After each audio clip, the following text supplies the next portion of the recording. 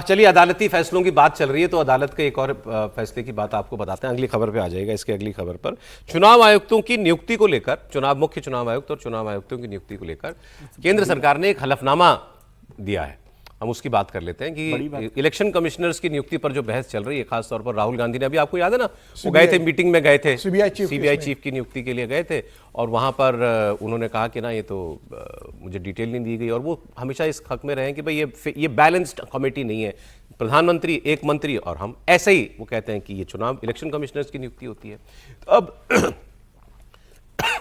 केंद्र सरकार ने अपना रुख साफ किया है, माफ कीजिएगा। नहीं, चुनाव आयुक्तों का मसला तो देखिए इस तरह का विवादित है ही ना। वो पहले से ही, पहले दिन से ये चीजें चल रही थी, और जिस तरह से महाभियोग लाया गया तो वो तो लगता है ना कि उनको संस्था के तौर पर है। लेकिन क्या सुप्रीम कोर्ट के सामने जो मसला गया है और जिसकी वो बात कर रहे हैं, उस पर क्या रुख अपनाएंगे? एक एफिडेविट दिया है केंद्र सरकार ने, वो मैं आपको बता देता हूं। और चुनाव आयोग को नियुक्त करने वाली कमेटी में न्यायपालिका के सदस्य को शामिल करना जरूरी नहीं है, यह कहा है। केंद्र सरकार ने कहा है कि सिलेक्शन कमेटी में कोर्ट के प्रतिनिधि को शामिल करना ये एक लेजिस्लेटिव चॉइस हो सकती है, चाहे तो कर सकते हैं, लेकिन ये कोई संवैधानिक बाध्यता नहीं है। आपको कॉन्स्टिट्यूशन बाध्य नहीं करता कि आप चीफ जस्टिस को या किसी और नुमाइंदे को जुडिशरी से वो उसमें रखें।